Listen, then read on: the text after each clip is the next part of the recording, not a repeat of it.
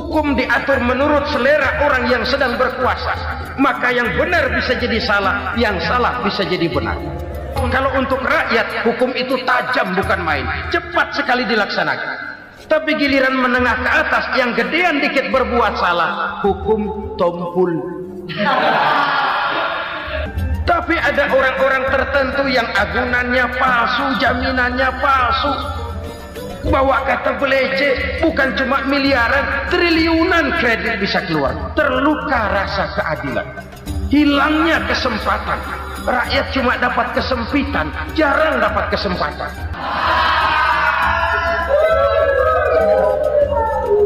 Penjara-penjara berdasi kepala botak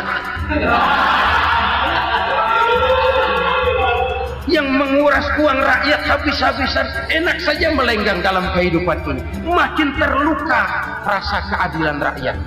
Wa ma hakamu bighairi ma anzalallah illa fasha fihimul faqru. Kalau hukum yang diterapkan sudah menyimpang dari keadilan yang diajarkan Allah, bertebaranlah kemiskinan di mana-mana. Assalamualaikum warahmatullahi wabarakatuh. Waalaikumsalam warahmatullahi wabarakatuh. Bismillahirrahmanirrahim. Alhamdulillahi rabbil alamin. Wassalatu wassalamu ala asyrafil anbiya'i wal mursalin, Sayyidina wa maulana Muhammadin wa ala alihi wa sahbihi ajma'in, amma ba'd. Saudara-saudara kaum muslimin rahimakumullah, sebagai bangsa kita tengah menghadapi berbagai bencana, baik di bidang ekonomi maupun di bidang politik. Adalah potret kehidupan sehari-hari. Kita menyaksikan peristiwa-peristiwa yang memilukan dan memalukan.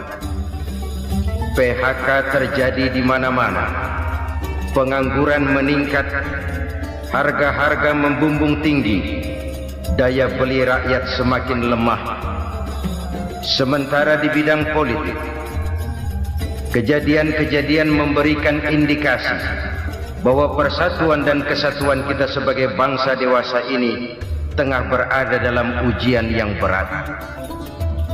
Pada jumpa kita kali ini, tanpa bermaksud untuk mencari kambing hitam dari bencana yang kita hadapi, saya ingin menyampaikan sebuah hadis yang diriwayatkan oleh Imam At-Tabarani dari Ibnu Abbas bahwa Rasulullah sallallahu alaihi wasallam bersabda, khamsun bi khamsin.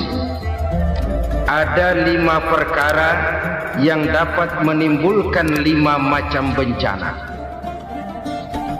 Mari kita renungi hadis ini satu demi satu sebagai bahan introspeksi buat kita semua dalam menghadapi bencana yang tengah berlaku sekarang ini.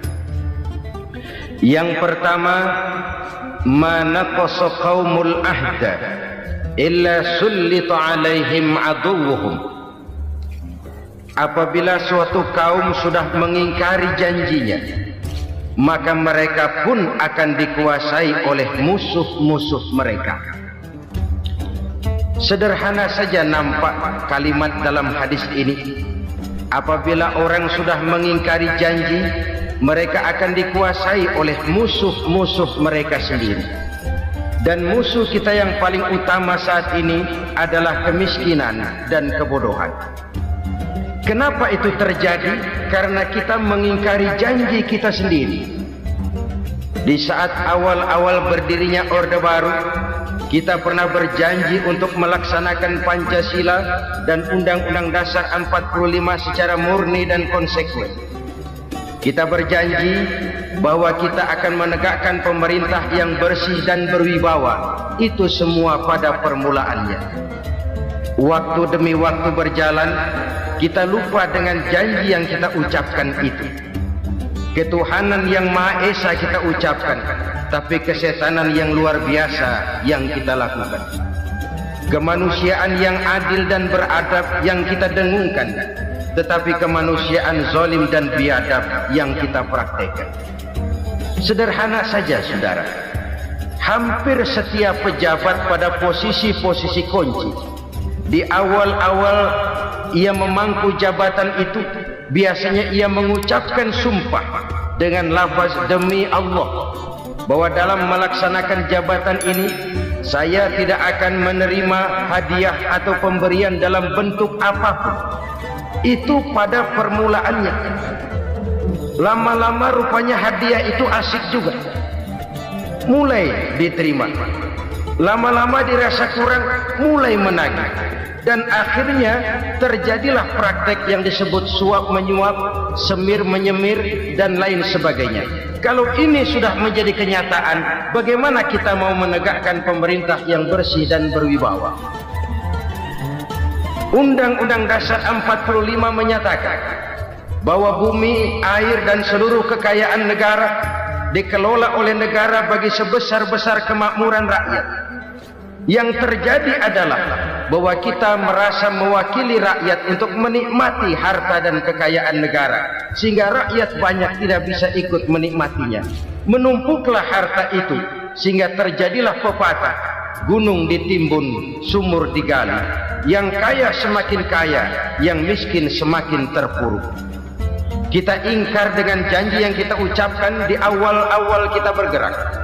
Kita ingkar dengan janji pada saat kita mengatakannya dengan menyebut nama Allah, dengan mempertaruhkan nama Tuhan, sehingga pada akhirnya jabatan pun mengalami tender. Sudah menjadi rahasia umum, orang mau jadi lurah mesti mengeluarkan uang, mau jadi camat mesti mengeluarkan uang, mau jadi wali kota, bupati, bahkan gubernur, itu ada pasarannya. Secara logika, kalau orang memperoleh satu jabatan karena banyak mengeluarkan uang, tentu pada saat ia mengeluarkan uang, ia sudah punya pemikiran, modal pasti pulang, modal pasti kembali. Kalau orang memperoleh suatu jabatan karena banyak mengeluarkan uang, maka langkah pertama yang dia lakukan setelah memangku jabatan itu ialah bagaimana uang bisa kembali, bagaimana modal bisa pulang. Kalau modal sudah pulang, pikiran berikutnya bagaimana supaya dapat untung. Lalu kapan mau bekerja untuk kepentingan rakyat? Itu nomor 18. Kemudian kalau ada proyek-proyek besar, pertanyaannya ialah bukan apakah proyek ini bermanfaat bagi rakyat, apakah proyek ini layak untuk diteruskan, tetapi yang jadi pertanyaan paling utama ialah bagian saya berapa duit dari proyek ini. Kita bisa lihat proyek, mega proyek lahan 1 juta hektar di Kalimantan Tengah, triliunan rupiah, dan proyek itu gagal. SD Inpres bulan ini diresmikan, bulan depan retak. Jembatan-jembatan bulan ini gunting pita, bulan depan runtuh. Kita ingkar dengan janji. Kita berkata kita bekerja untuk kepentingan rakyat, tapi kita tidak pernah mengenal rakyat itu.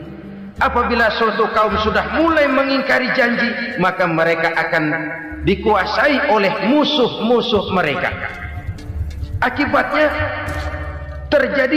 tersusunlah barisan-barisan sakit hati, yang makin lama makin menjadi bola salju, menggelinding membesar, dan kemudian terjadilah hal-hal yang tidak kita inginkan lagi. Apabila suatu kaum sudah mengingkari janji, maka mereka akan dikuasai oleh musuh-musuh mereka. Ini penyebab bencana yang pertama. Kita tidak konsekuen. Tadinya kita dengan lantang teriak-teriak berantas korupsi, ganyang korupsi. Pada waktu kita belum mendapat kesempatan. Setelah kita naik punya kesempatan, rupanya korupsi enak juga dirasa. Terjadi pergeseran nilai, orang luntur, kehilangan idealisme awal. Lalu untuk menghibur diri, menutup kesalahan, kita gunakanlah pepatah bahwa tidak ada gading yang tak retak, bahwa kita harus mikul dhuwur mendem jero. Itu semua cuma sebagai dalih. agar kesalahan kita tidak dibicarakan orang lain. Padahal kita sendiri yang mengingkari janji. Kita yang keluar dari komitmen awal kita. Kita berjanji melaksanakan Pancasila dan Undang-Undang Dasar 45 dengan murni dan konsekuen. Kita berjanji untuk menegakkan pemerintah yang bersih dan berwibawa. Namun dalam kenyataannya itu tidak kita laksanakan dengan sebagaimana mestinya. Kita bergeser, kita mengalami proses degradasi, peluncuran nilai, dan akhirnya terbentuklah barisan-barisan sakit hati yang semakin lama semakin membesar itu. Kita harus introspeksi. Memang kalau zaman sedang susah, biasanya kambing hitam laris, tukang kompor gentayangan. Itu dari dulu selalu mencari kambing hitam. Karena itu kita tidak bicara orang, kita tidak bicara siapa yang salah, kita bicara sistem, dan sistem itu bisa mengena siapa saja. Kalau orang sudah mulai mengingkari janji, bergeser dari komitmen awal, itu sudah mulai ya mengalami proses peluncuran, proses degradasi. Ini penyebab yang pertama. Kita tidak lagi konsekuen bahwa bumi, air, sumber daya alam adalah milik negara, dikuasai oleh negara, digunakan bagi sebesar-besar kemakmuran rakyat. Ternyata rakyat yang makmur itu tidak merupakan gambaran yang menyeluruh dari rakyat kita. Undang-undang dasar kita menganut ekonomi kekeluargaan, tapi yang kita praktekkan adalah ekonomi keluarga. Kalau bukan keluarga nggak dapat proyek. Kalau bukan keluarga nggak dapat macam-macam. Kekeluargaan kita rubah menjadi keluarga. Timbullah penyakit nepotisme. Kita bergeser, kita ingkari janji, dan kita anggap kita atasnamakan rakyat. Rakyat cuma sekedar jadi adres, rakyat cuma sekedar jadi alamat, tetapi kehidupan mereka tidak banyak berubah dan tidak banyak terangkat. Kaum muslimin rahimakumullah, ini penyakit yang pertama, penyebab bencana yang pertama. Yang kedua kata Nabi, wa ma hakamu bighairi ma anzalallah. Apabila hukum yang diterapkan sudah tidak lagi bersumber dari hukum Allah, illa fasha fihimul faqr, maka akan bertebaranlah kemiskinan di mana-mana. Ini artinya apa? Apabila hukum tinggal sebuah stempel, apabila hukum sudah diatur menurut kepentingan, apabila hukum sudah tidak lagi ditegakkan secara adil, maka kemiskinan merambah di mana-mana. Hukum diatur menurut selera orang yang sedang berkuasa, maka yang benar bisa jadi salah, yang salah bisa jadi benar. Hukum dalam kenyataan hidup berlaku seperti pisau. Pisau itu kan saudara lihat, yang namanya pisau dimanapun itu tajamnya ke bawah, ke atas tumpul. Kalau hukum itu kalau untuk rakyat, hukum itu tajam bukan main, cepat sekali dilaksanakan. Tapi giliran menengah ke atas yang gedean dikit berbuat salah, hukum tumpul. Hukum pura-pura tidak dengar. Akibatnya terluka rasa keadilan rakyat. Satu kasus rakyat diam, dua kasus rakyat diam, tiga kasus rakyat diam. Kasus terakumulasi di hati rakyat. Luka rasa keadilan, dan itu menjadi sumber bencana. Penjarahan, kita tidak setuju itu. Tapi kita harus melihat kausalnya. Itu kan tidak berdiri sendiri. Itu kan karena terlukanya rasa keadilan rakyat. Melihat kesempatan ini tidak merata. Kalau rakyat ini yang ngajukan kredit ke bank, walaupun jumlahnya cuma jutaan, ratusan ribu, susahnya 17 setan. Tapi ada orang-orang tertentu yang agunannya palsu, jaminannya palsu, bawa kata belece, bukan cuma miliaran, triliunan kredit bisa keluar. Terluka rasa keadilan, hilangnya kesempatan. Rakyat cuma dapat kesempitan, jarang dapat kesempatan. Dari lukanya rasa keadilan ini. Memang ya entah lipstick, entah basa-basi, dibentuklah tim ini, dibentuklah badan pengawas ini, dibentuklah tim ini. Kalau membentur tahu, hancur tahu. Tapi kalau tim yang dibentuk membentur karang, bukan karangnya yang hancur biasanya, timnya yang bubar. Kenapa? Yang dibentur batu karang yang sangat keras. Kita main-main dengan hukum, kita tidak konsekuen dengan hukum. Luka rasa keadilan dan itu terakumulasi. Edi Tamsil, rakyat tahu, terakumulasi, menguap begitu saja. Kasus-kasus lain rakyat tahu, menguap begitu saja. Ketidakadilan terakumulasi, mengendap di hati rakyat, menunggu ledakan. Pada saat sumbu meledak, rakyat tidak bisa dibendung lagi. Oke, kita tidak setuju dengan penjarahan, tapi jangan melihat itu sebagai peristiwa yang berdiri sendiri.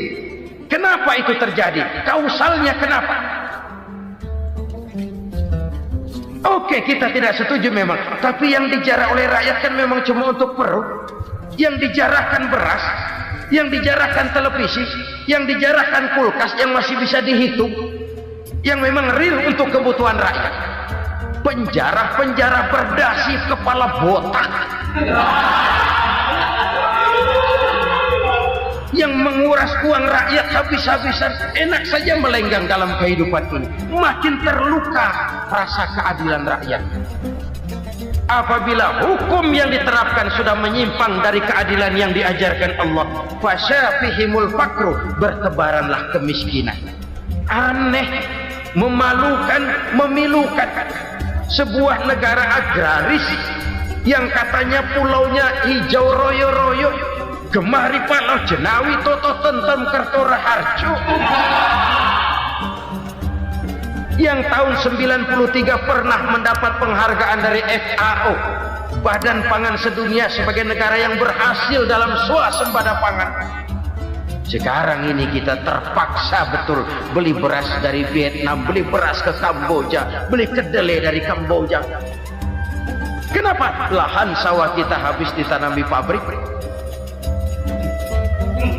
Teknologi kita, teknologi loncatan yang non-applied, tidak terpakai oleh kita. Lantas lahan yang tidak bisa kita tanami, kita paksakan lahan-lahan gambut menjadi tanah pertanian yang subur dengan biaya triliunan, dan kita gagal. Kita cari jarum dan kapak hilang. Kita mau jadi negara industri dengan loncatan teknologi yang maju, kita lupakan pola pijak kita sebagai negara agraris, dan akhirnya kita kecolongan. Lihatlah dewasa ini, rakyat kita antri sembako di mana-mana. Di sebuah negara agraris, ketidakadilan melahirkan kemiskinan, kemiskinan moral dan kemiskinan material. Kemiskinan moral, rakyat nggak percaya lagi sama pejabat. Rakyat mengalami krisis figur. Orang, alah lu ngomong dah sama ember.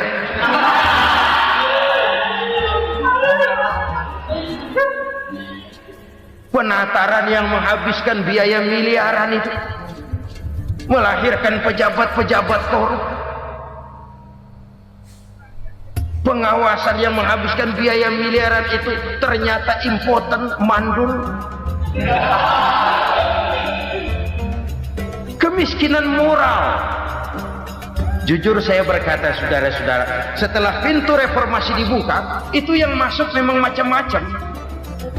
Ada yang memang punya tujuan murni, konsekuen, dan punya konsep. Ada yang nunggu di tikungan, begitu mobil lewat nyamber pintu, berangkat ikut reformasi. Ada yang memanfaatkan momentum, mumpung, untuk nyampein unek-unek, ngerti nggak, pokoknya ngomong. Sehingga keadaan semakin rancu, kebingungan semakin menjadi-jadi, masalah yang paling urgen tidak terselesaikan. Sekarang ini orang berpikir mendingan jadi pala ular daripada jadi buntut macan. Buntut macan memang hebat macan, tapi kalau buntutnya cuma ugel-ugel di belakang buat apa? Mendingan jadi kepala ular kecil juga nyaplok. Artinya ya biar kecil juga kalau punya partai kan gagah. Lalu rame-rame bikin partai kayak bikin arisan. Orang makin mengalami dislokasi. Semua mau jadi pahlawan, semua mau nomor satu, semua ngomong. Iya kalau bidangnya, kalau bukan makin rancu. Marilah lewat kesempatan ini saya mengajak kita untuk tahu diri. Biarkan politisi ngomong politik, biarkan ekonom menata ekonomi, biarkan praktisi bicara soal hukum, biarkan rakyat munajat, istighfar, mohon pertolongan Allah. Tahu diri kita. Kalau memang ayam, kukuruyuk aja dah. Kalau memang kucing, ayo ngeong. Kalau kambing, silahkan ngembe. Udah tahu ayam, ngeong bunyinya. Suaranya palas, orang nggak ngerti, bingung makin menjadi-jadi. Ibarat kesebelasan sepak bola bangsa kita sekarang ini, rame-rame mau bikin gol, kiper ikut nyerang sekarang. Memilukan dan bahkan memalukan. Wa ma hakamu bighairi ma anzalallah illa fasha fihimul faqru. Kalau hukum yang diterapkan sudah menyimpang dari keadilan yang diajarkan Allah, bertebaranlah kemiskinan di mana-mana. Coba sekarang ini, yang punya duit bingung, apalagi yang kagak punya duit. Yang pengusaha gede ngeluh, apalagi yang pengusaha pas-pasan. Yang kagak punya beras, yang punya beras saja masih bingung, apalagi yang nggak punya beras. Ini sudah demikian merata. Dulu kita kagum mendengar konglomerat kelas wadah. Kelas-kelas yang seakan-akan cuma ada dalam khayalan mereka, punya kekayaan miliaran dolar, triliunan. Sudahlah, seolah-olah nggak terjangkau sama kita. Weh, ternyata yang gede-gede itu juga gede utangnya.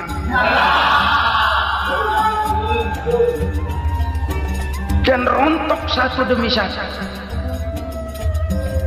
Ternyata rakyat selama ini cuma dialamatkan, cuma dijadikan address. Rakyat yang tidak banyak ngerti persoalan ini harus menanggung hidup ini begini berat, harus menanggung beban hidup ini begini tinggi, daya beli semakin lemah, semakin terpuruk dan terpuruk, sedang keadaan belum juga banyak berubah. Yang hutang sama luar negeri itu kan bukan rakyat kecil, Ciano. Yang banyak nyimpen dolar juga kan Ciano. Rakyat kecil bocah kampung mah jangankan nyimpen dolar, ngelihat juga tumben. Kemana kita mesti bercermin? Sekali lagi saya mengatakan maaf, kita tidak bermaksud mencari kambing hitam. Karena itu kita tidak bicara orang, kita bicara sistem, kita bicara keadaan. Beginilah yang dikatakan Nabi, penyebab timbulnya bencana, hukum yang ditegakkan tidak lagi berorientasi kepada keadilan, tapi berorientasi kepada kepentingan. Akhirnya bentuk hukum seperti pisau, tajam ke bawah, tumpul ke atas. Hukum cuma buat rakyat kecil, tetapi kelompok menengah ke atas kadang-kadang kebal dari perlakuan hukum.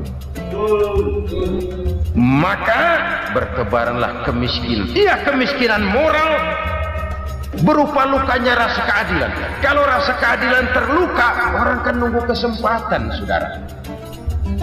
Iya, dia nggak bisa ngomong, iya dia nggak sanggup action, iya dia nggak bisa tunjuk rasa, tapi hatinya kan kapan ada kesempatan, kapan ada waktu, tunggu. Hatinya mesti begitu. Sehingga begitu ada kesempatan, terjadilah hal-hal yang tidak terhindarkan. Dan itu ekses, bukan reformasi. Jangan seperti sebuah dialog saya dengan seorang abang beca. Saya bertanya, bang, ya, abang tahu nggak reformasi? Tahu. Ustaz, apa? Pembakaran. terus penjarahan, lalu perkosaan. Itu referensi, itu yang saya lihat.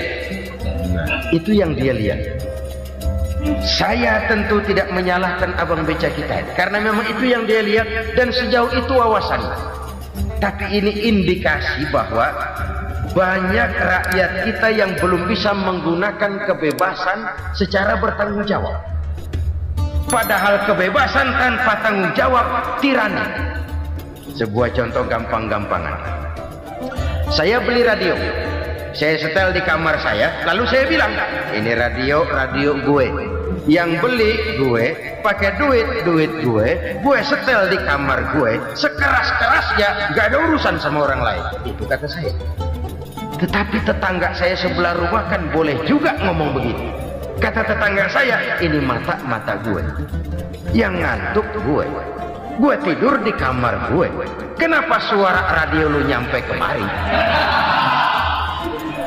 Artinya apa ini? Kebebasan saya nyetel radio dibatasi oleh kebebasan tetangga saya yang mau tidur. Tidak ada kebebasan mutlak. Kebebasan mutlak tanpa tanggung jawab kembali akan melahirkan tirani, kembali akan melahirkan pemaksaan kehendak. Dan itu lagi-lagi bukan demokrasi. Saudara-saudara kaum muslimin rahimakumullah. Ini penyakit yang kedua, lukanya rasa keadilan, terutama di kalangan rakyat kecil. Itu mengendap menjadi akumulasi dan menunggu giliran kapan bisa dimuntahkan. Dengan kata lain, rakyat itu banyak banget makan yang perutnya jadi enak, nyelam. Kapan nunggu muntahnya? Udah begini banyak akumulasi yang mereka pendam di perut ini, sehingga ketika terjadi kesempatan itu sudah tidak terkendalikan lagi. Kita out of control. Saya tidak mentolerir sikap-sikap kekerasan. Bahkan saya lebih cenderung bahwa kalau di rumah kita banyak tikusnya saja racuni, jangan rumah dibakar. Bahwa ada korupsi, ya, ada kolusi, memang ada nepotisme, tentu. Tetapi tikusnya saja racuni, jangan rumah dibakar. Masa mau ngusir tikus bakar rumah? Tikusnya lari, tikusnya selamat, rumahnya ewes-ewes.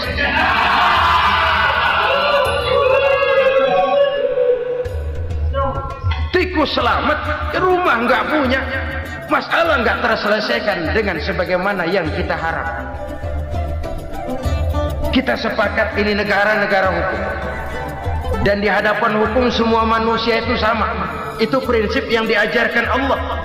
Al-musawat bainan nas fi takalifil ahkam. Semua manusia sama dalam berhadapan dengan hukum Allah Subhanahu wa ta'ala. Kalau hukum sudah pandang bulu, itu jelas yang enak yang banyak bulunya.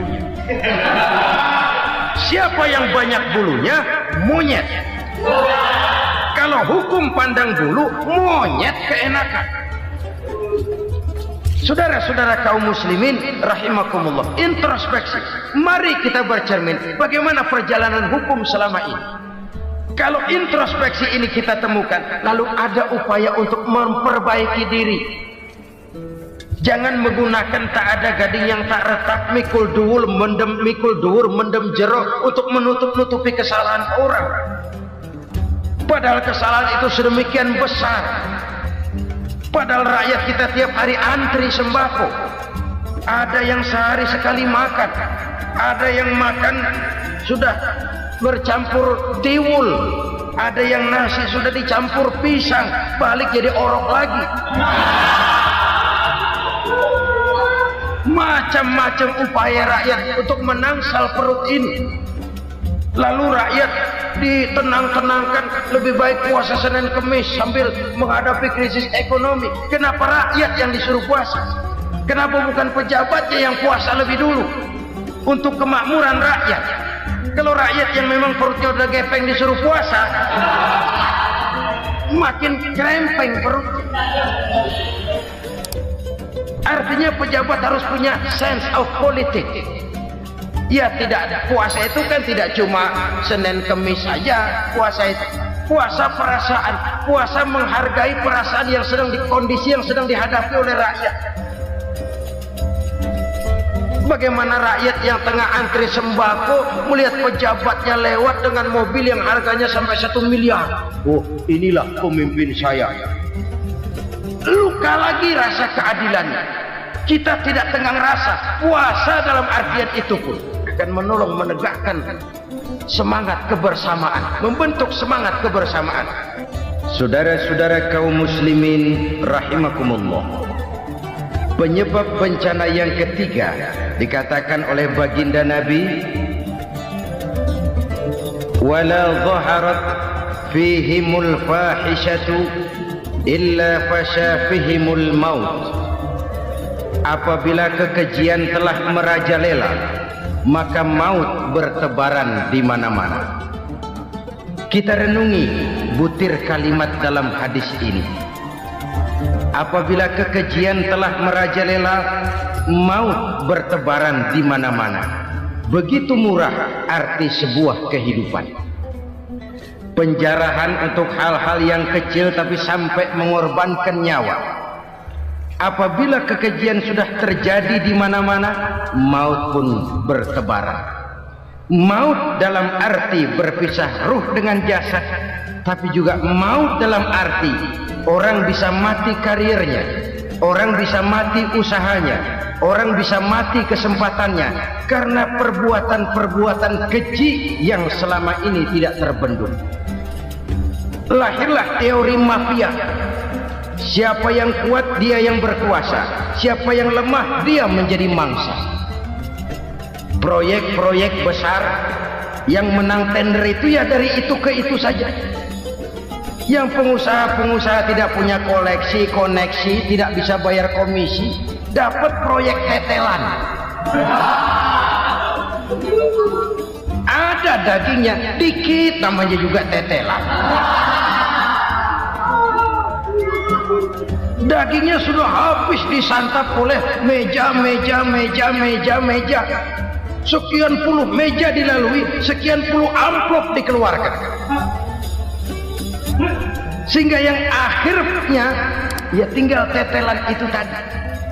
Maka kualitas pekerjaan pun sudah bukan lagi jadi masalah. Demikianlah mafia-mafia ini bermunculan di mana-mana. Di pengadilan terkenal mafia pengadilan. Hukum bisa dibeli, hukum bisa dipesan menurut kebutuhan sponsor. Mafia peradilan, mafia politik, mafia ekonomi, bahkan mafia agama yang menggunakan agama sebagai kedok, menggunakan agama sebagai dalih, menggunakan agama sebagai topeng untuk melancarkan maksud-maksud politiknya pun tidak tertutup kemungkinan. Apabila kekejian telah merajalela, maut bertebaran di mana-mana. Korupsi, kolusi, nepotisme itu bagian dari kekejian. Kita selama ini kalau mendengar maksiat, itu yang terbayang cuma judi, mabuk, zina. Ya itu maksiat. Tapi korupsi, kolusi, nepotisme itu juga maksiat dalam bentuk lain. Kalau ini sudah bertebaran, maka maut terjadi di mana-mana. Jangan bayangkan cuma mati orangnya, itu sih kewajiban. Yang menyakitkan itu orangnya masih hidup tapi dibikin mati, karirnya mati. Kenapa? Karena yang diperlukan bukan cuma orang pinter tapi orang taat. Biar pinter, kalau nggak taat minggir.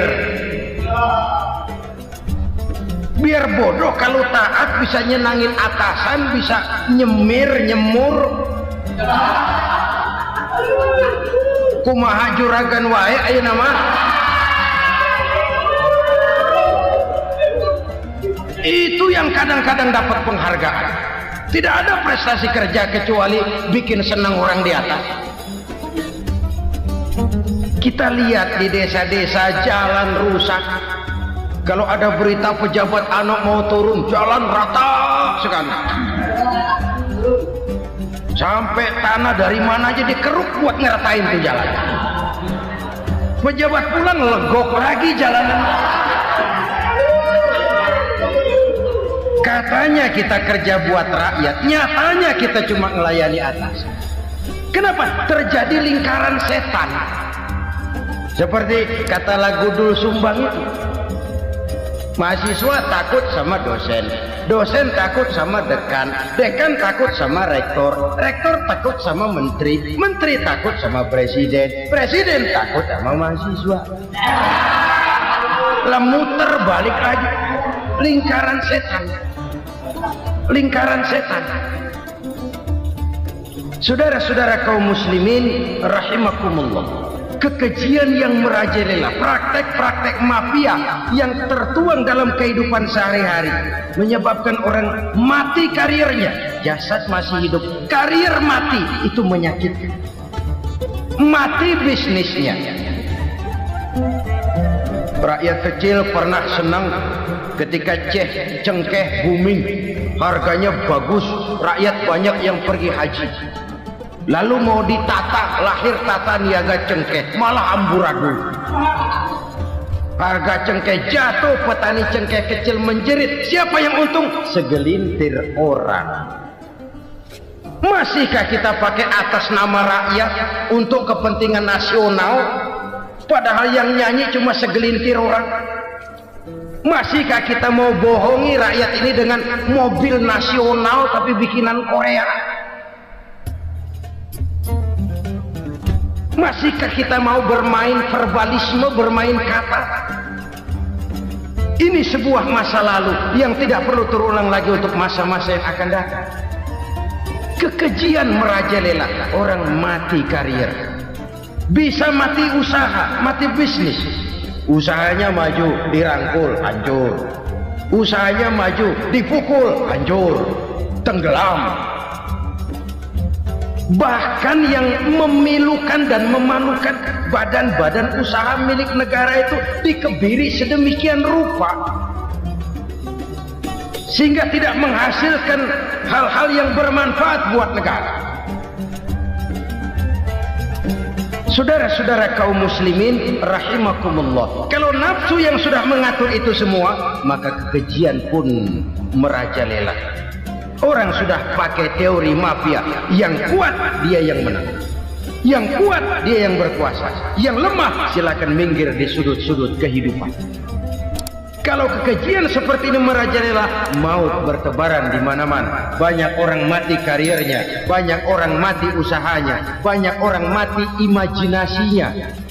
Sekarang ini dalam dunia seni yang banyak karyawan seni, bukan seniman. Seniman itu kan dilahirkan, lain seniman, lain karyawan seni. Sekarang yang banyak karyawan seni, bukan seniman.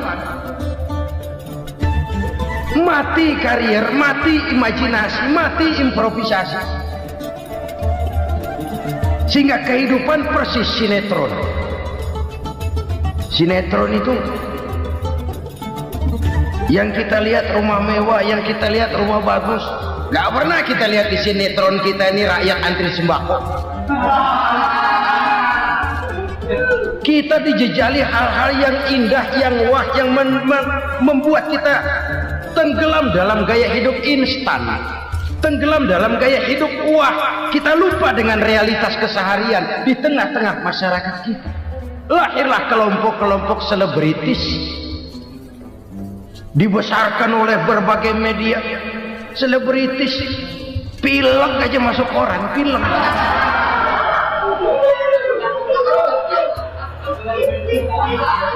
Rakyat yang pingsan antri beras nggak masuk koran. Rakyat yang semaput antri minyak nggak masuk koran. Selebritis panok masuk koran.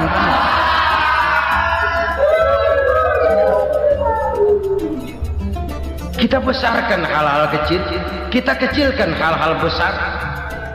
Kenapa? Kita mengejar oplah, kita profit oriented, tidak lagi berorientasi kepada realitas hidup yang kita hadapi ini. Kalau kekejian sudah merajalela, kata Nabi, maka maut bertebaran di mana-mana. Maut dalam artian maut, coba lihat sekarang begitu murah nyawa. Karena 1000 perak orang mau nusuk bunuh. Karena beras seliter orang khilaf, begitu murah kehidupan. Tapi kekejian dalam bentuk korupsi, kolusi, nepotisme, kekejian dalam bentuk itu mematikan karier, mematikan bisnis, mematikan imajinasi, mematikan kreativitas. Itu juga maut dalam bentuk lain akibat kekejaman lain. Ini penyebab yang ketiga. Yang keempat, penyebab bencana menurut baginda Rasul, wala tuffiful mikyala illa muni'un nabat. Apabila timbangan sudah dicurangi, maka tercegahlah tumbuh-tumbuhan. Apabila timbangan sudah mulai curang, maka terjadilah musim paceklik. Apabila bisnis sudah bergaya mafia tadi itu, kecurangan-kecurangan terjadi, tender di balik pintu, yang dimenangkan cuma kelompok-kelompok yang bisa memberikan presentasi yang besar, muni'un nabat, terjadilah paceklik. Paceklik, panen gagal, wereng, ya wereng, kemarau panjang, it's okay, air sulit, iya. Tetapi kan semua itu ada yang ngatur. Kemarau ada yang ngatur, belalang itu ada yang ngatur, air itu juga ada yang ngatur. Yang ngatur itu yang serba maha. Kalau ia murka melihat kecurangan timbangan, Allah itu kalau murka kan gampang saja, tinggal komandoin belalang, lang, hancurin pesawat. Konvoy belalang, konvoy. Allah tinggal ngutik. Angin El Nino mampir lo ke Indonesia, hujan nggak turun-turun, kemarau panjang. Jadi kalau musim kemarau kan namanya anginnya El Nino. Kalau musim hujan anginnya namanya La Nina. Cakep namanya, kejem orangnya. Saudara lihat Cina sekarang sedang kena La Nina, banjir besar, ribuan orang meninggal. Dia mah ribuan mati kagak berasa, rakyatnya miliaran. Bangladesh lagi ngalami La Nina, India lagi ngalami La Nina. Angin, hujan, kemarau, belalang itu kan ada yang ngendaliin. Kuncinya bukan di belalangnya, kuncinya bukan di peredaran matahari berputar, kuncinya di atas yang mengatur semua itu. Kalau timbangan sudah mulai curang, pengusaha sudah nggak mau jujur, apa enggak bikin perut jadi mual. Begitu rakyat antri sembako pingsan nggak dapat beras, sementara beras ditumpuk-tumpuk sampai membusuk. Kemana hati nuraninya? Kemana akal pikirannya? Kemana mereka yang berbuat atas nama rakyat tapi melihat rakyat susah tidak tergerak hatinya? Saudara-saudara kaum muslimin rahimakumullah, sekian dulu jumpa kita kali ini. Mudah-mudahan yang saya sampaikan dari hadis riwayat Imam Tabrani ini menjadi bahan introspeksi buat kita semua. Tidak akan seorang muslim jatuh dua kali di tempat yang sama. Semua merupakan pelajaran untuk kita jadikan introspeksi guna menata hari esok yang lebih baik daripada hari ini. Reformasi harus terus berlanjut, tidak bisa dan tidak perlu dikendalikan, tapi harus tetap dengan landasan akhlakul karimah sesuai dengan budaya kita sebagai bangsa. Terima kasih atas perhatian saudara. Mohon maaf atas segala kekurangan. Jumpa lagi lain kesempatan insyaallah. Usikum wa menyangka bahwa itu semua dapat mengekalkan kebahagiaan, dapat menunjang kehidupan yang langgeng. Ada yang berlomba-lomba mengejar-ngejar harta. Seluruh waktu dalam hidupnya habis untuk mengejar harta. Tidak peduli siang atau malam, sore atau pagi. Sujud tidak lagi sempat, Allah dilupakan dengan agama jauh. Ada yang berlomba mengejar-ngejar pangkat, jabatan dan kedudukan. Tidak peduli menjilat ke atas, menginjak ke bawah atau menyikut kiri dan kanan. Bahkan teman pun jadi lawan, lawan pun jadi teman. Bukan soal, yang penting pangkat terkejar. Ada yang berlomba memperbanyak kendaraan, sejak dari jet pribadi, pesawat kapal pesiar, sampai kepada mobil-mobil mutakhir.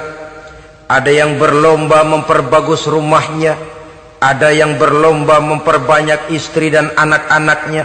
Seluruhnya tenggelam di dalam perlombaan yang menurut ukuran mereka akan mendatangkan prestise, kemegahan dan kebanggaan. Allah Subhanahu wa ta'ala menegur, memberikan peringatan dalam surah yang pendek, yaitu surah At-Takatsur. Alhaakumut takatsur hatta zurtumul maqabir, kalla sawfa ta'lamun. Alhaakum ay syagalakum an ta'ati rabbikum. Kamu telah lalai daripada taat kepada Tuhanmu, dan yang menyebabkan kamu lalai itu tidak lain at-takatsur.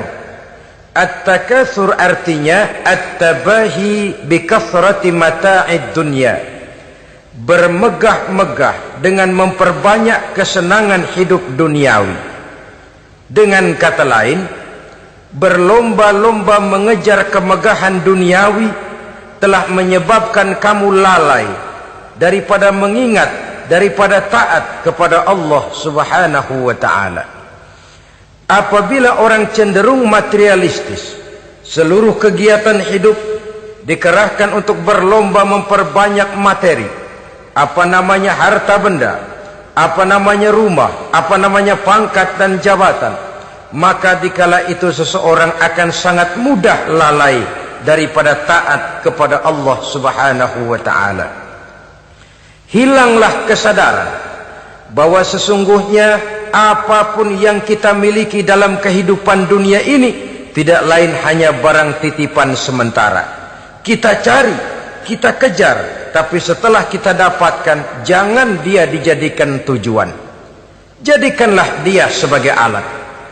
Apabila harta benda duniawi sudah dijadikan sebagai tujuan daripada kehidupan, maka sesungguhnya kita sudah terseret dalam satu siklus, satu lingkaran setan yang tidak akan pernah berujung.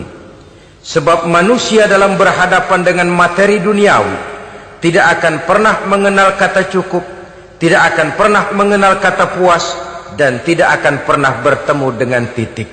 Selalu koma, selalu kurang, selalu tidak ada. Saudara kaum muslimin rahimakumullah.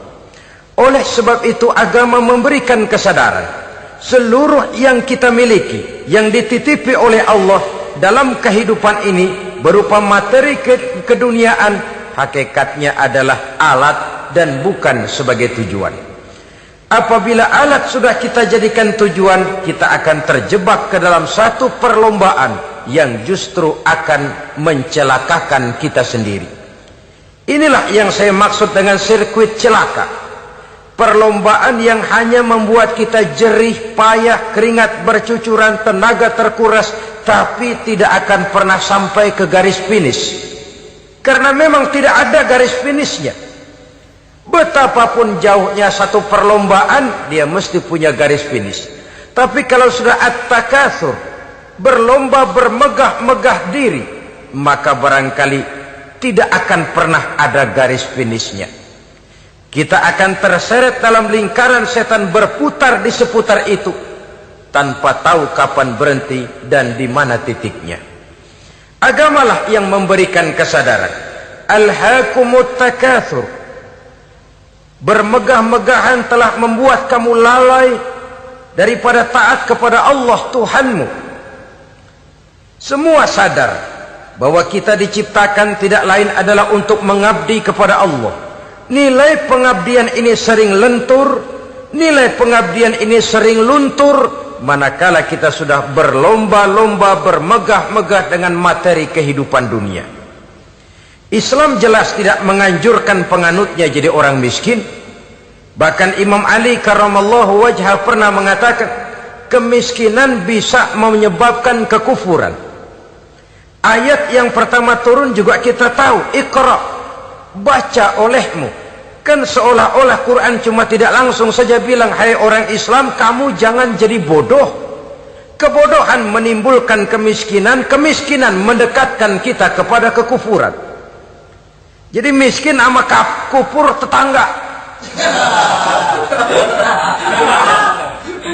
Artinya dalam kondisi miskin, kemudi hati itu mudah terombang-ambing. Oleh sebab itu sering kemiskinan umat Islam ini dimanfaatkan oleh orang-orang lain untuk menyebarkan agamanya. Padahal agama adalah soal keyakinan yang tidak mungkin ditunjang dengan supermi, ditunjang dengan beras, pakaian, obat-obatan, beasiswa. Agama adalah soal keyakinan. Keyakinan adalah soal kebenaran, dan kebenaran itu adalah milik bersama. Tujuan diciptakannya manusia tidak lain adalah untuk melaksanakan ibadah. Kalau orang tenggelam dalam perlombaan memperbanyak harta, mempertinggi kedudukan, memperindah segala macam yang sifatnya duniawi, biasanya itu akan membuat dia lalai dari taatnya kepada Allah Azza wa Jalla. Kadang bukan hanya lalai daripada taat, juga sering terjebak kepada maksiat. Karena kalau pola pandang dan tolok ukur sudah benda duniawi semata-mata, sangat tidak mustahil orang lalu terjebak ke dalam prinsip menghalalkan segala cara. Asal sudah tujuan tercapai, cara apapun halal. Akhirat nomor 18. Nah, bukankah memang barangkali kita sejak kecil sudah dilatih untuk materialistis? Umpamanya kita hanya sering dilatih untuk takut kepada yang konkret-konkret saja, takut kepada yang nyata-nyata saja. Seorang ibu kalau menakuti anaknya, aduh nak, kenapa ini kau kerjakan? Kalau bapakmu tahu, waduh, habis kamu. Nah, kita lihat, kalau bapakmu tahu, kalau polisi tahu, kalau hansip tahu, kalau satpam tahu. Tapi jarang seorang ibu menanamkan kepada anak, nak, kenapa ini yang kau lakukan, nak? Bukankah kau tahu Allah lihat, Allah tahu, Allah dengar, Allah, nak? Diajarkan takut kepada yang gaib. Karena kalau takut dia kepada polisi, dia pasti bisa cari tempat lain dong yang polisi kagak lihat. Kalau takut dia kepada satpam, minggir dong ke tempat yang kira-kira satpam nggak lihat. Tapi kalau sudah takut itu terpulang kepada Allah, kepada yang gaib, tidak sejengkal tanah pun yang terhalang dari pengetahuan Allah.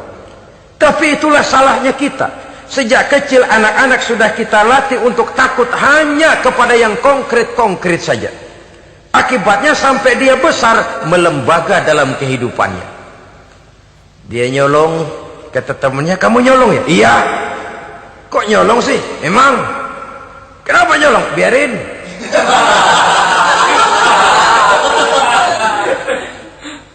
Kamu kan tahu Allah lihat?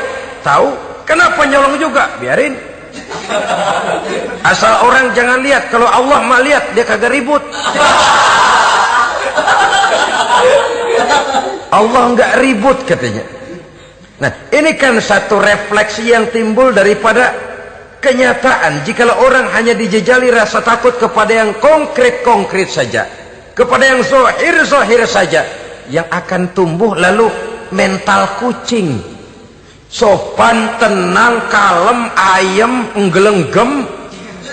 Kalau ada orang, sedikit orang meleng, kucing kelihatan watak aslinya. Saudara-saudara kaum muslimin rahimakumullah. Oleh sebab itulah maka agama lewat surah yang kita bicarakan pada pertemuan ini memberikan peringatan. Kala, jangan begitu dong. Kamu boleh mencari dunia, silahkan cari harta yang banyak, cari pangkat yang tinggi, tapi jangan itu membuat kamu lalai daripada taat terhadap Allah Subhanahu wa ta'ala. Jangan karena keinginan mendapat harta yang sebanyak-banyaknya lalu melakukan segala macam cara asal tujuan tercapai. Itu sudah membuat kita lalai. Jangan karena ingin mengejar kedudukan yang tinggi lalu jilat atas injak bawah. Nggak mempan jilat, dukun dipakai.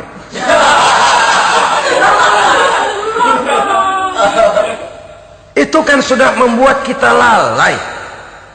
Nanti kalau berhasil, wah dukun kita paten. Tapi kalau gagal, dukun sialan kagak mantu. Hilanglah Allah dalam kehidupan kita. Makin materialis, dan perlombaan ini membawa kita kepada kecelakaan.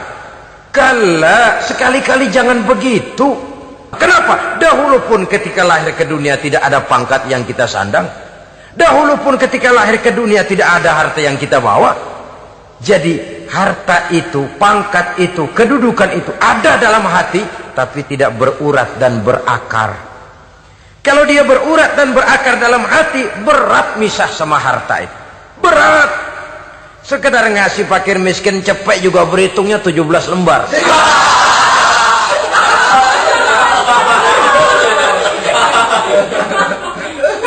Dengar di kantornya mau ada mutasi, pindah dia dari tempat basah ke tempat kering, baru berita burung udah meriang duluan. Ini nanti bagaimana, itu nanti bagaimana, ini nanti bagaimana. Kan tidak jarang orang yang kena apa istilah kerennya zaman sekarang itu post power syndrome. Post power syndrome ini pernah dianalisa oleh Nabi. Kata beliau, irhamu salasatan minan nas.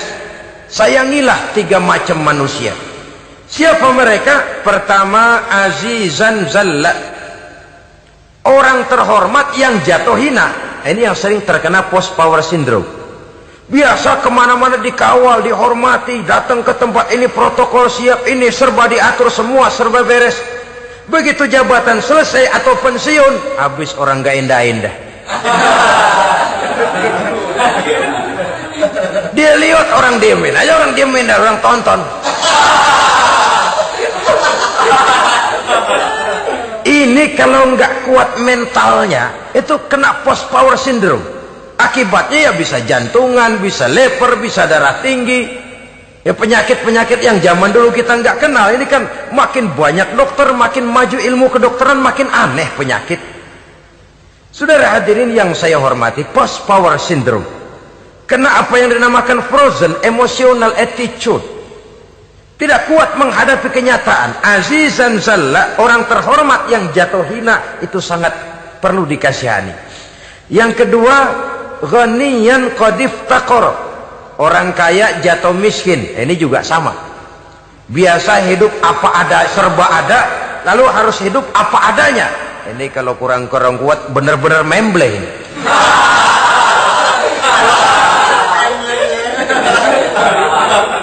Kalau tidak kuat mentalnya, biasa hidup serba enak, serba nikmat, cuma kerjanya neken cek, main apa itu kredit card, macam-macam fasilitas dipunyai. Tahu-tahu jatuh bangkrut, jatuh miskin.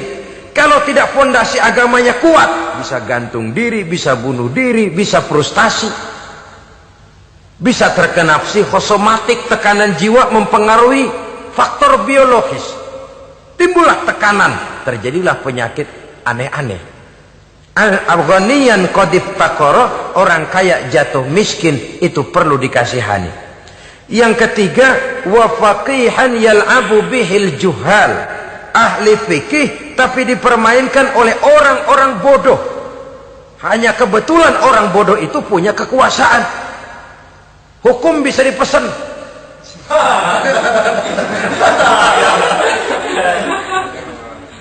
Aturannya haram, Ustaz, ada haram dikit aja dah.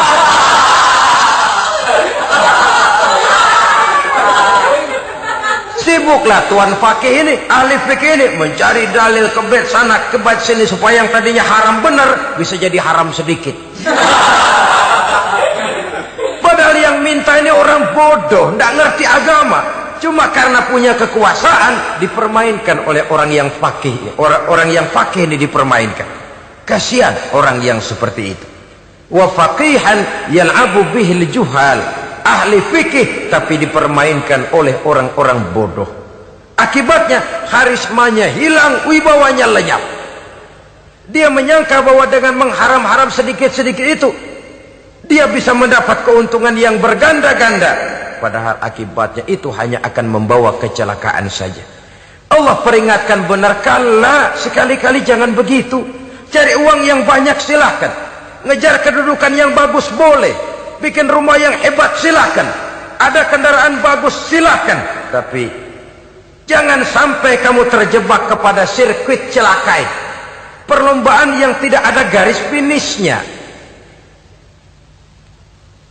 Sering dicontohkan orang menghayal, melamun, kamu kenapa nggak mau ibadah? Lah bagaimana mau sembahyang, saya di Jakarta masih ngontrak.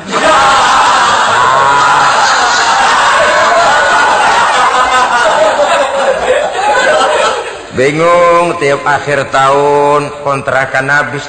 Kalau punya rumah sendiri walaupun kecil-kecilan, tenanglah saya ibadah. Baiklah, oleh Allah diberikan rezeki, bisa bikin rumah walaupun kecil-kecilan. Sudah punya rumah sendiri, belum juga ibadah, apalagi mulur lagi. Habis bagaimana mau sembahyang, rumah kecil banget. Pinggir kali, asal hujan bocor ya.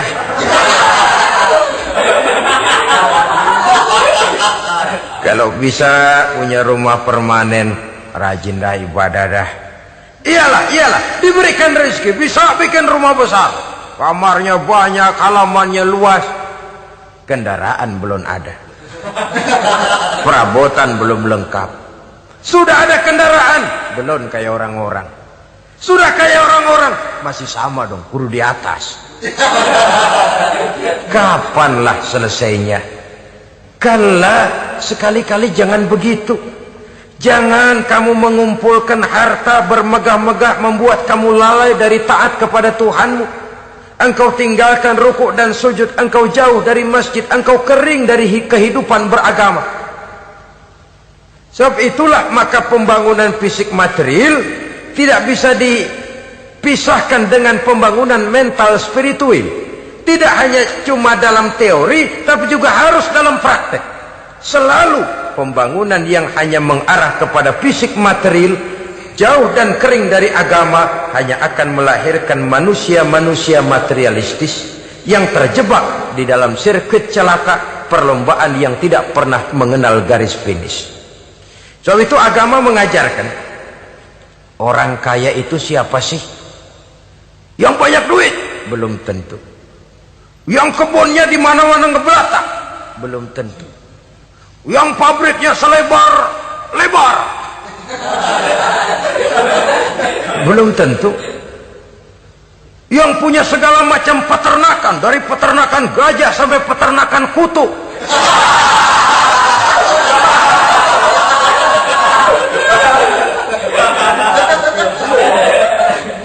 Belum tentu. Agama memberikan tuntunan yang sangat luhur. Orang kaya itu adalah orang yang hidupnya cukup. Orang miskin itu orang yang selalu merasa kurang. Bagaimanapun banyak duit saudara miliki, kalau masih merasa kurang, masih miskin saudara. Saya punya uang 1.000 rupiah, Anda punya uang 1 juta rupiah. Mungkin saya lebih kaya dengan uang yang 1.000 ketimbang Anda 1 juta. Kenapa? Dalam tangan saya uang 1.000 besar, artinya sesuai dengan kebutuhan saya. Tapi di tangan Anda uang 1 juta, kebutuhan Anda lebih besar daripada itu lagi. Maka agama mengajarkan sifat qanaah, merasa cukup, dan itulah sumber kekayaan yang hakiki. Orang kaya adalah orang yang hidupnya cukup. Kalla saufa ta'lamun. Jangan begitu, nanti kamu akan tahu. Summa kalla saufa ta'lamun. Jangan sekali-kali begitu, suatu saat kamu pasti akan tahu. Kalla law ta'lamuna ilmal yaqin, thumma latarawunnaha 'ainal yaqin, thumma latus'alunna yawma idzin 'anin na'im. Nah, kapan perlombaan ini akan menyadarkan orang biasanya? Hatta zurtumul maqabir.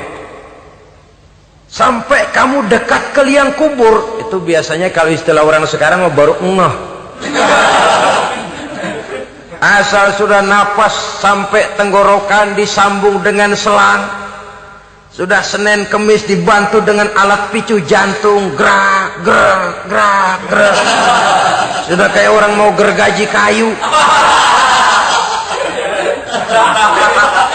Dikala itu barulah sadar orang biasanya. Dan kesadaran semacam itu, kesadaran yang terlambat.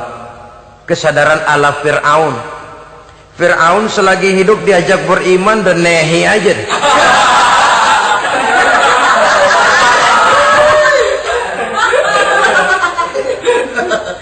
Tapi ketika dia tenggelam di lautan merah bersama seluruh tentaranya, dikala napas hampir terputus, keluar ucapannya, amantu bi Rabbi Musa wa Harun. Aduh, kalau begini mah saya juga percaya kepada Tuhannya Musa dan Harun. Saya beriman kepada Allah. Lagi timbul tenggelam mau sekarat baru beriman. Hatta zurtumul maqabir. Kamu telah lalai dari sebab bermegah-megah sampai kamu masuk ke liang kubur, dekat ke liang kubur. Kalimat zurtum di sini menjelaskan bahwa kubur itu tidak selamanya. Zurtum itu dari kalimat zaro ya zuru, berziarah. Orang berziarah kan sebentar.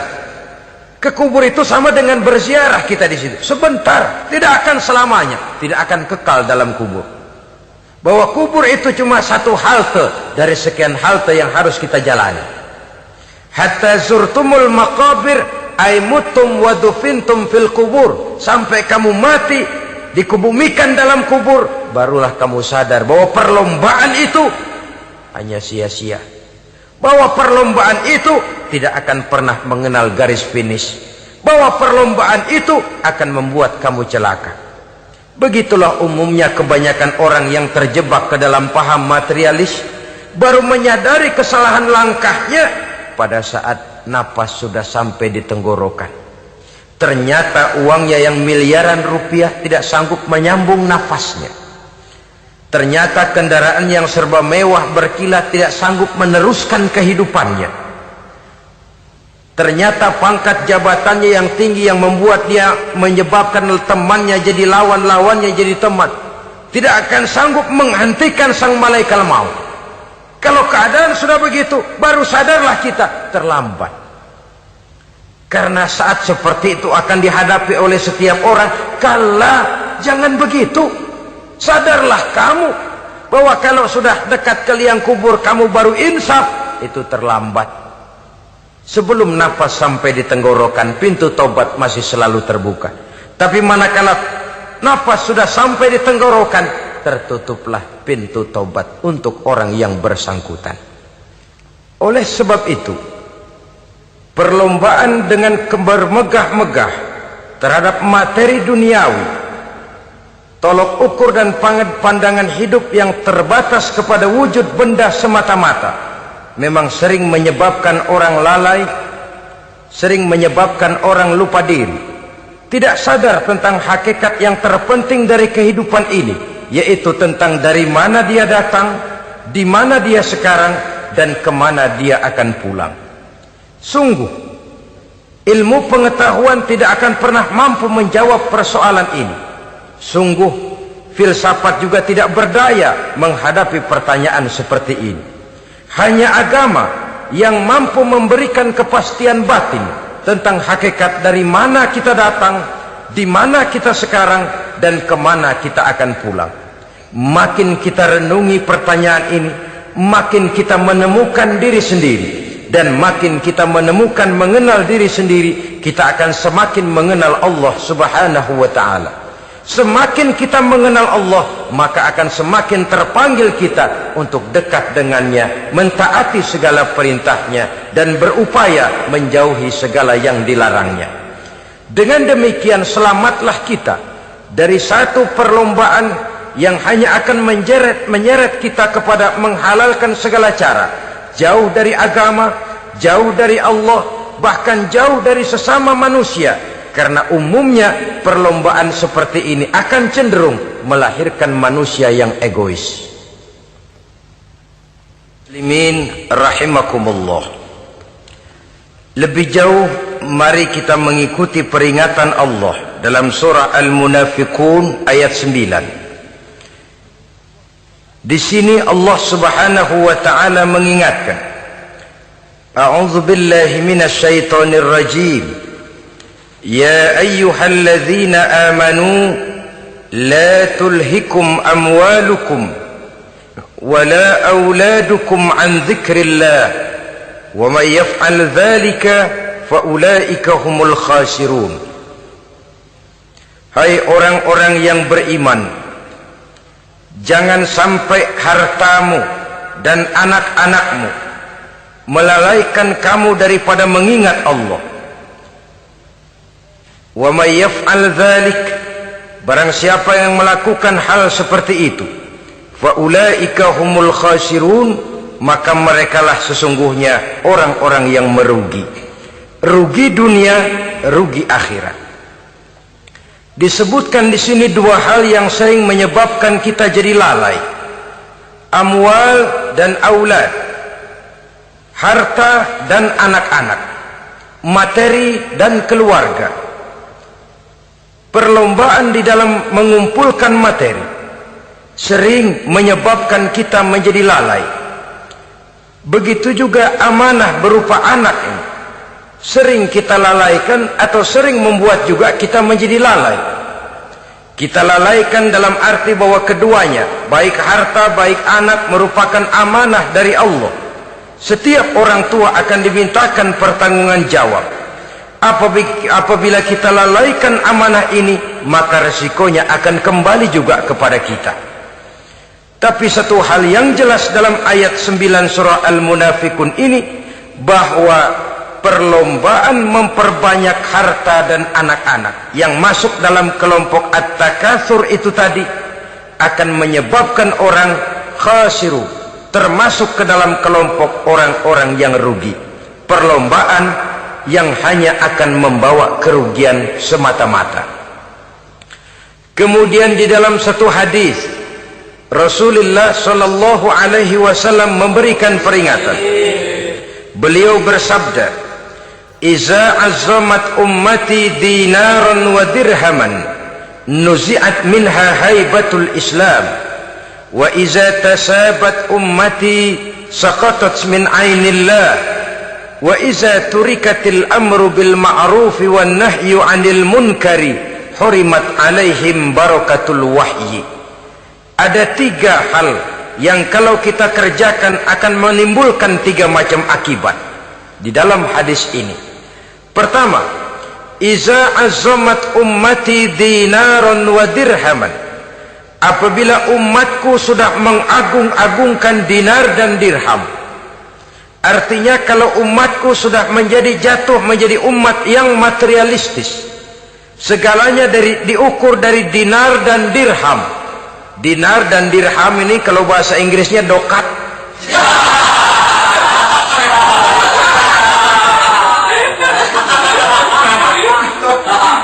Segalanya diukur dari segi dinar dan dirham saja. Nuzi'at minha haibatul Islam, akan dicabutlah kehebatan Islam dari mereka. Memang ada kalanya kita berkata bahwa tanpa uang kita tidak bisa berbuat apa-apa.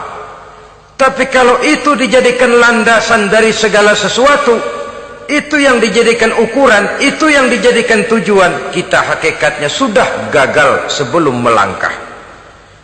Apapun saja profesi kita, apabila sudah menjadi pendewa dinar dan dirham, akan hilanglah kehebatan Islam, akan dicabut kehebatan Islam itu. Umat Islam bisa dibeli, ulama bisa dikontrak, kiai bisa dicarter. Saudara hadirin ma'asyiral muslimin rahimakumullah, apabila umatku sudah membesar-besarkan dinar dan dirham, bermegah-megah dengan itu, berlomba-lomba memperbanyak itu yang menjadi tujuan dan tolok ukur dari segala kegiatan, nuzi'at minha haibatul Islam, akan dicabutlah kehebatan Islam. Hilang itu wibawa. Walaupun dia bernama umat mayoritas dalam jumlah, tetapi dia minoritas dalam peranan. Mayoritas dalam bilangan, tapi minoritas dalam percaturan kegiatan hidup ini. Kita ingat di zaman pengembangan Islam di masa Rasulullah sallallahu alaihi wasallam, mereka berlomba-lomba mengorbankan dinar dan dirhamnya untuk kepentingan agama, bukan mengorbankan kepentingan agama untuk mencari dinar dan dirham. Kita di zaman sekarang sering terjadi penjungkiran nilai, terbalik yang kita amalkan. Nabi Ibrahim mengorbankan putranya Ismail untuk kepentingan agama. Kita sering sekarang ini mengorbankan kepentingan agama untuk anak-anak kita. Dulu anaknya yang dikorbankan buat agama, sekarang agamanya dikorbankan buat anak. Dulu dinar dan dirham dibelanjakan untuk menopang agama, sekarang agama dijadikan alat untuk mencari dinar dan dirham. Saudara-saudara kaum muslimin rahimakumullah, memang apabila dinar dan dirham digunakan untuk penyangga perjuangan, itulah idealnya. Saya katakan tadi, dinar, dirham, uang, dunia cuma sekedar alat, bukan sekedar tujuan. Kita memerlukan alat ini. Membangun pesantren tidak cukup dengan semangat, membangun rumah sakit Islam tidak cukup dengan pidato, membangun masjid tidak cukup dengan semangat menggebu-gebu. Kita perlu semen, kita perlu pasir, kita perlu batu kali, kita perlu besi, dan itu semua beli. Tidak turun dari langit seperti turunnya embun di waktu pagi. Tidak mungkin rumah sakit Islam muncul ke permukaan hanya dengan sim salabim abracadabra.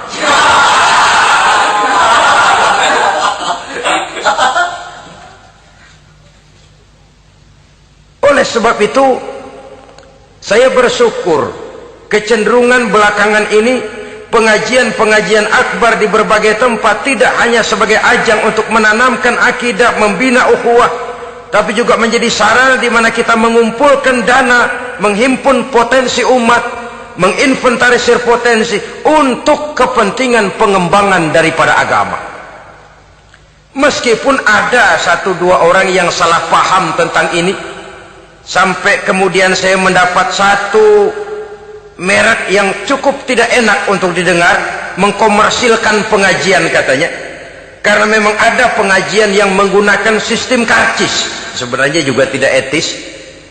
Undangan berikut infak yang seluruh hasilnya digunakan buat kepentingan agama, apakah itu rumah sakit, apakah itu madrasah, apakah itu masjid, dan 1 sen pun saya tidak menuntut bagian dari itu. Saya malah berprinsip, sepanjang saya masih laku untuk dijual dan itu memang buat kepentingan agama, persilahkan jual saja, asal buat masjid, pesantren, madrasah, rumah sakit Islam, kegiatan syiar dan dakwah, silakan. Tapi kalau sudah dijual buat kepentingan pribadi, memperkaya diri sendiri, tentunya dunia akhirat sulit untuk ridho kepada tingkah laku yang semacam itu. Kita memerlukan dana, umat di daerah membangun memerlukan dana, dan dana itu tidak hanya datang begitu saja. Kita bersyukur bahwa untuk menghadiri pengajian sekarang ini orang mau mengeluarkan uang, mau memberikan infak dengan ikhlas, tidak dengan keterpaksaan. Kenapa tidak?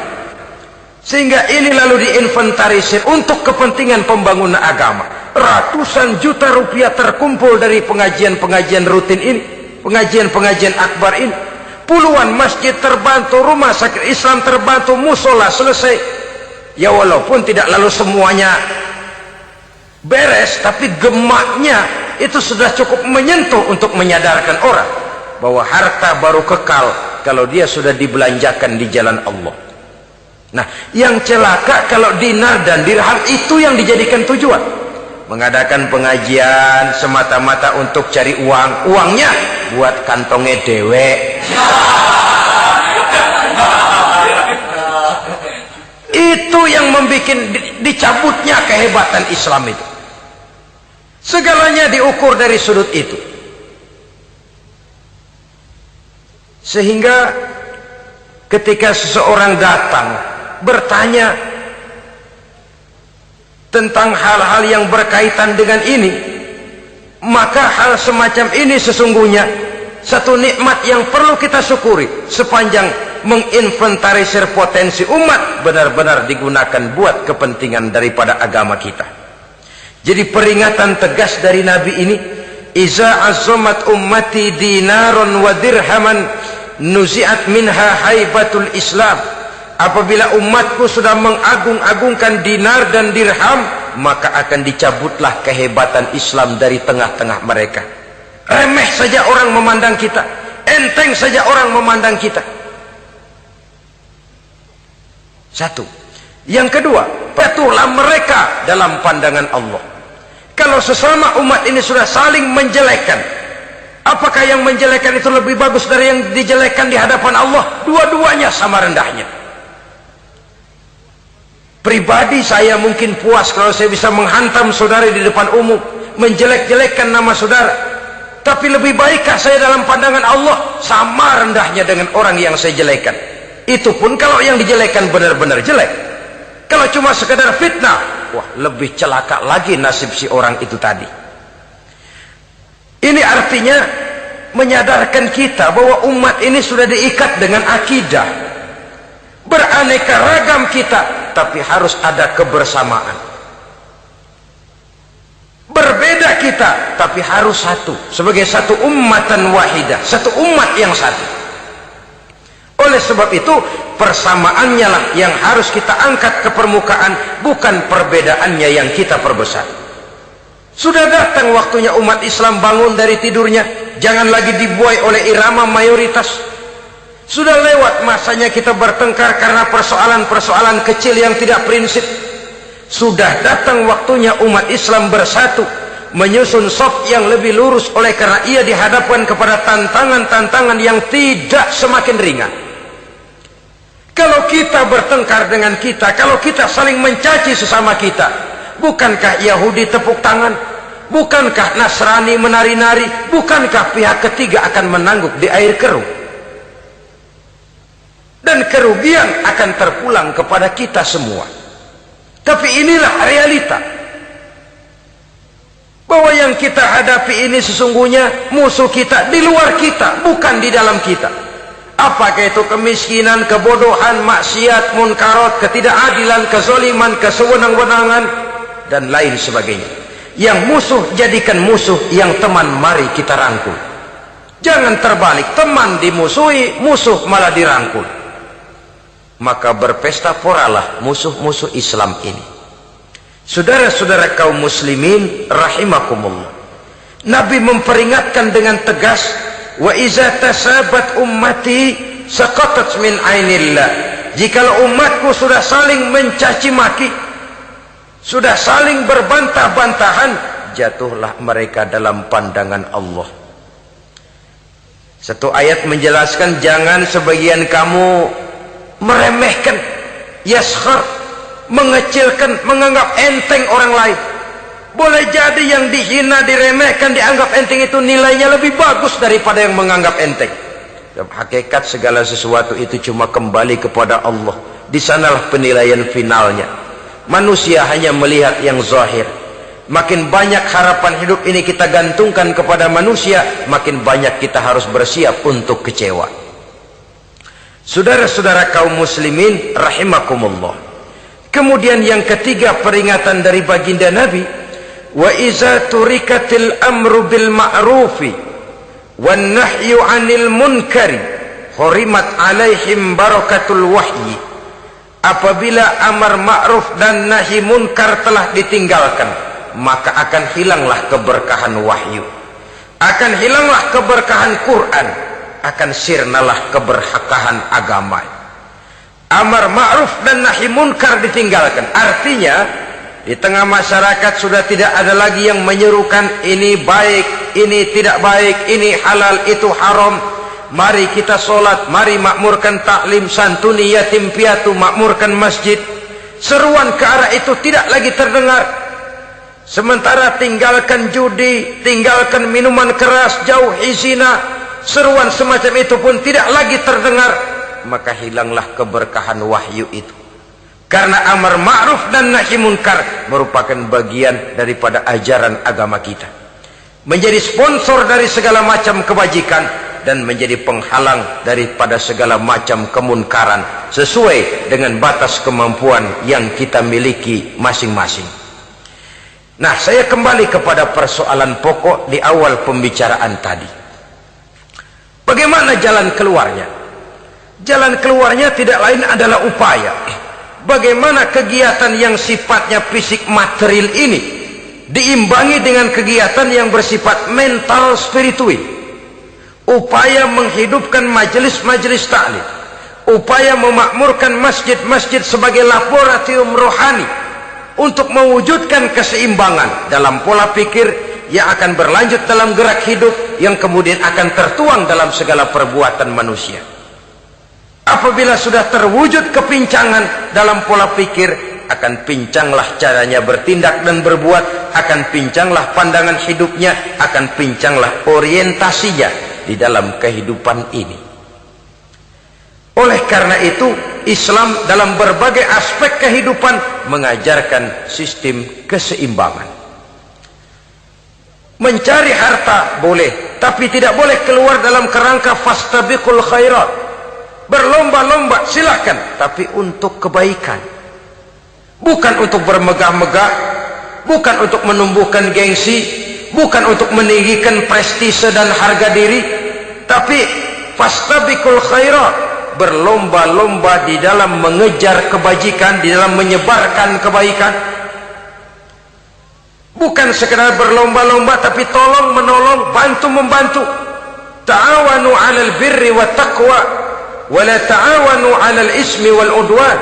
Bertolong-tolonganlah kamu di dalam kebaikan dan takwa, jangan bertolong-tolongan di dalam perbuatan dosa dan permusuhan. Kerjasama di dalam kebaikan, kerjasama di dalam ketakwaan. Ada satu contoh yang menarik bahwa umat Islam di dalam ia menjalin kebersamaan itu harus seperti orang main sepak bola. Saudara lihat, orang main sepak bola, kalau pertandingan belum dimulai, silahkan kumpul di luar lapangan, atur strategi yang baik. Tapi kalau pertandingan sudah dimulai, turun ke lapangan hijau, jangan kumpul terus. Masa ada sepak bola gotong royong, groyok ke sana, groyok ke sini, ya kalah terus. Harus ada yang jadi penyerang tengah, kan begitu toh sepak bola. Harus ada yang jadi kiri luar, kanan dalam, striker, back, penjaga gawang. Yang penting kerjasama, teamwork, lalu mampu menciptakan operan-operan. Yang jadi back jangan ngiri sama yang jadi penyerang tengah. Jangan hasut, sebab bagaimanapun juga andai kata si penyerang tengah berhasil menjaringkan bola ke gawang lawan, kan kemenangan bukan kemenangan satu orang, kemenangan satu kesebelasan, kemenangan satu tim. Ini yang sering terjadi, back ngiri sama penjaga gawang, lalu penjaga gawang ngiri sama penyerang tengah, penyerang tengah ngiri sama kiri luar. Ya kapan mau menggolkan ke gawang lawan? Kita ini satu kesebelasan, posisi boleh berbeda. Umat Islam itu harus ada yang jadi camat, lurah, bupati, gubernur, menteri, jadi jenderal, jadi konglomerat, jadi pengusaha, jadi teknokrat. Yang penting kerjasama, teamwork, mampu menciptakan operan-operan yang akurat.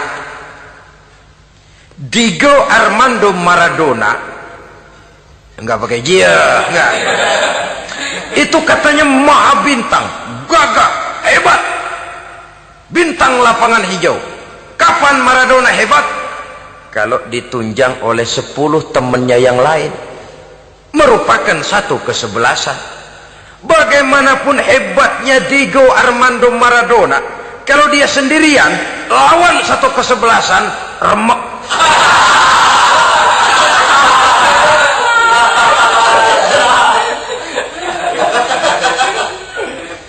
Dia hebat, dia jenius, dia maha bintang karena dapat operan dari teman-temannya. Bukan jegalan, operan. Jadi oleh sebab itu bagaimana kita menciptakan operan-operan akurat yang akan melahirkan kebersamaan di tengah-tengah umat. Artinya satu contoh saja, misalnya seorang pengusaha besar, oleh karena kesibukannya di dunia bisnis tidak perlu jadi ketua pembangunan musola, tapi kalau ada musola belum selesai, operan. Operannya itu yang penting. Apa yang dioper itu? Semen, apa batu kali, apa besi? Yang penting operan. Operannya akurat. Kadang-kadang ada terjadi juga frustasi ngelihat lawan kesebelasannya terlalu kuat, ngoper ke gawang sendiri. Jebol. Kan sering terjadi begitu. Muslim didukung oleh umat Islam, ketika punya posisi menguntungkan malah mempersulit Islam. Ini kan ngoper ke gawang sendiri, bunuh diri namanya.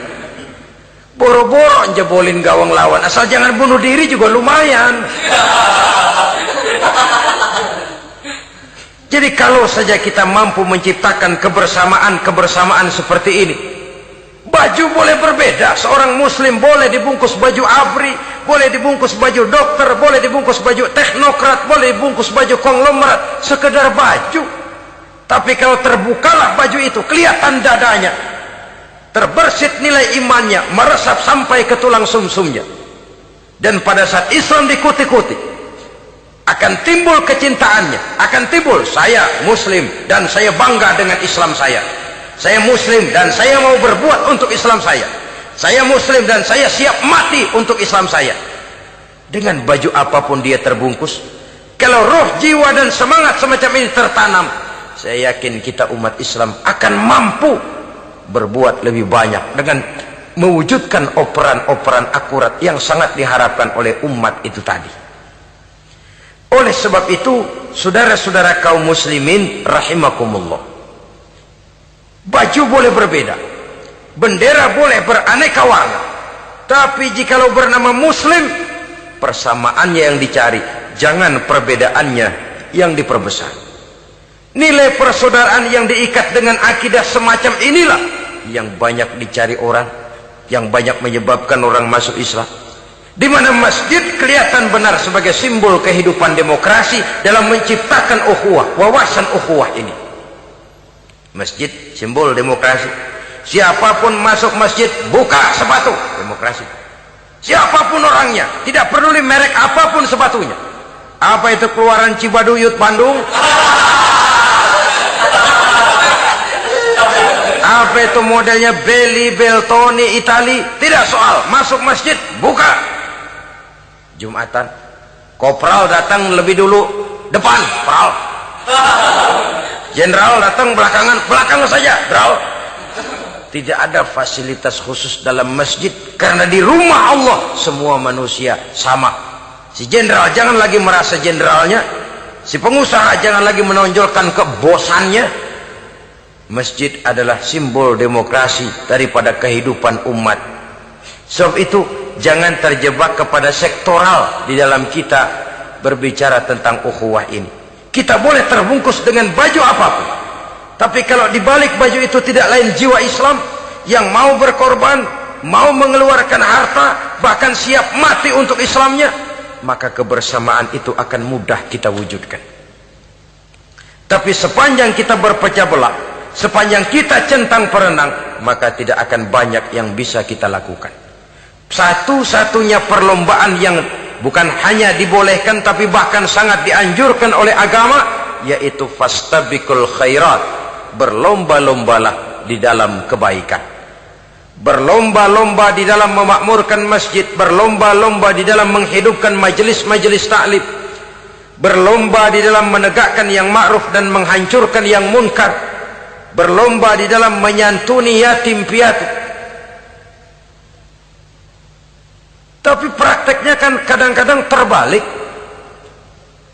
Kalau sudah kumpul yang diakur-akurin, udah nambah kebon belum? Pabrik udah diperluas belum? Bisnis sudah sejauh mana? Belum pernah ada ketemu lalu kongko, masjidnya udah digedein ya? Jarang yang ngomong begitu. Madrasahnya sudah bagaimana, sejauh mana? Mesti yang enak itu ya nyocok-nyocokin. Bagaimana rumahmu sudah, bagaimana kendaraanmu, bagaimana pesawatmu, bagaimana bukankah itu juga takasur? Dari obrolan kan nanti yang belum kan timbul panasnya. Gile dia udah beli gituan, gue belum. Timbul panasnya, lalu berusaha, berlomba lagi, bersaing lagi, berlomba lagi, bersaing lagi. Walaupun persaingan perlu, karena tanpa persaingan orang jarang mikir. Hidup itu kalau nggak ada tantangan kan tidur kita. Orang hidup smooth gitu ya, jalan tenang, setenang ya nggak maju orang itu. Orang itu baru bisa mengalami kemajuan kalau dia sudah dihadapkan kepada tantangan, gemblengan, gojlogan, fitnahan, hinaan, caci maki. Persaingan itu perlu supaya orang mikir. Kalau mikir dia berbuat, kalau dia berbuat dia bisa maju.